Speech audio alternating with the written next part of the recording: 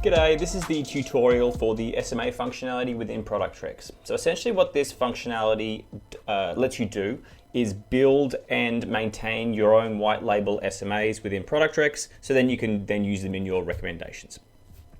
So obviously first thing we're going to do is go to account settings up here. You can see there is this SMA menu. I'm just going to mention something very quickly. So before this existed, the way to build SMAs and use them in ProductRex was using custom investments. That was totally fine. You can still use that if you wish, but I will point out we do have this ability now to convert your custom investments to an SMA and use all of this new functionality we're going to see today. I strongly recommend you do that. Please be aware there is a tutorial video on how that works. Okay. For today, let's go to our SMA menu up the top here, and we're going to create a brand new SMA. So I'm going to go to Add New Portfolio over on the right-hand side here, and I'm just going to call it Growth SMA, okay?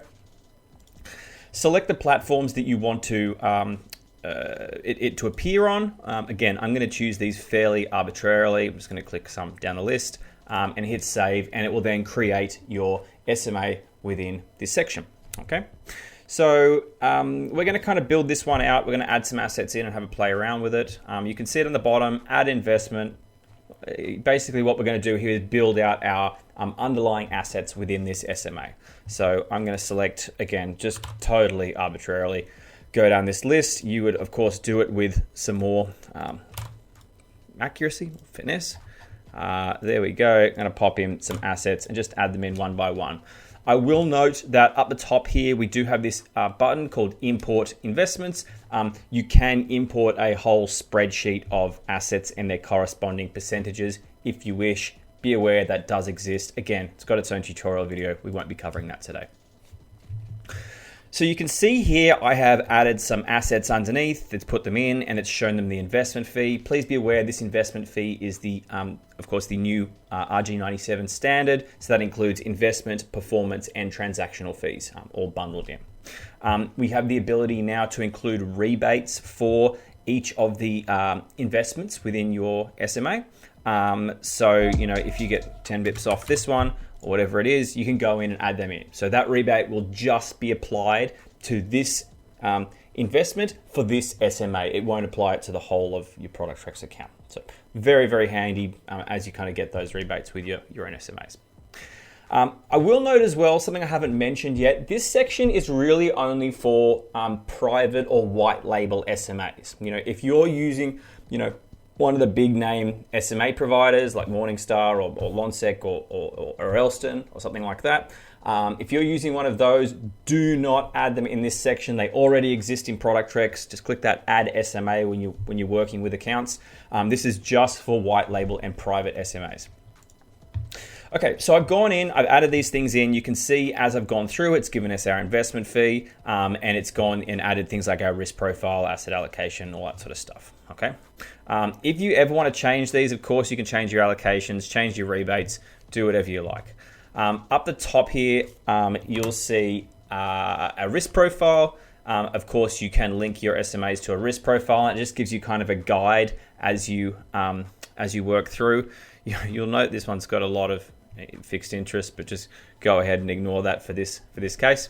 But basically you can go ahead and link it to a risk profile and help you kind of see what's going on with your SMAs. Likewise, over on the right hand side here, so currently this SMA is using what we call the actual asset allocation. So it's using the allocation of all of the weighted allocation of the underlying investments. However, it's very, very common for people not to do this and instead to use the strategic or the dynamic or the tactical allocations for the portfolios and actually use them in their recommendations. So if you do want to do that, we can go up the top here to edit asset allocation, and you can actually build out those static allocations if you wish. So I might just put one in, Australian shares. Let's just use tactical. It doesn't really matter for this case. I might put in some international shares. International shares, whatever. 60, and maybe cash or something. Doesn't really matter. So you can actually go through and build out your asset allocation, your static or your fixed asset allocation for your portfolios as well. And of course, once you've done that, you can actually toggle it on or off using this drop down here. So you can say, instead of using this asset allocation of the underlying investments, I want to actually use that static tactical one that I've just entered. So, and that will of course flow through to your recommendations. So that will be very popular. Be aware that's there. The other thing you're going to note, of course, when I created this, you'll notice I selected those platforms, whatever they were. Let's have a look. BT, first choice, first wrap. Now, it's not uncommon for SMAs, of course, to have a different portfolio fee depending on the platform. So this is how you set this up. You go to fees up the top here. You'll see we've got our investment fee. We'll come back to that in a sec, and our portfolio fee. So perhaps you've got a 20 bip portfolio fee on Panorama, and for these two, you've got 15 for each of them. So basically this lets you go through and set up your portfolio fee for each platform, and of course that will flow through. Likewise, you can see down the bottom here, we've calculated our investment fee based on the underlying investments, and that's coming through here. If for some reason you did want to override that, you can, it's up to you.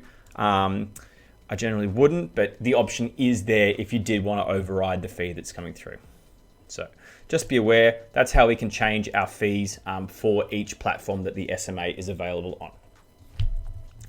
Okay, so now that we've created this, of course, what we can do is actually use it in our recommendations. I'm not going to go into that too much today. It's pretty standard use of ProductRex. Once you've added it here and you're in an account, it's going to appear in that add SMA section up the top right when you're working with a platform.